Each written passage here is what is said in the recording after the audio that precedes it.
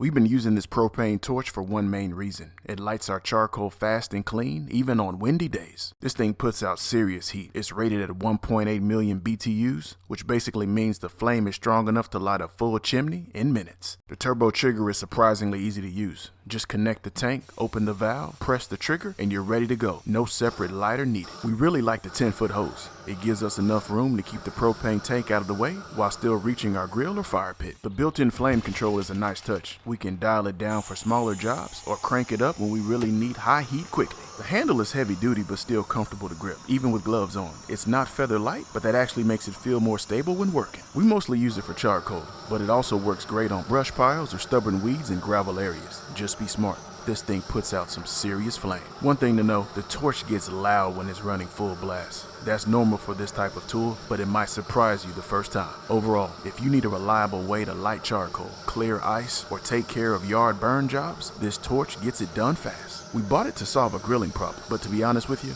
you can use this thing all over the yard. So if you're looking for a propane torch that packs a punch and that can get the job done, definitely give this product some consideration.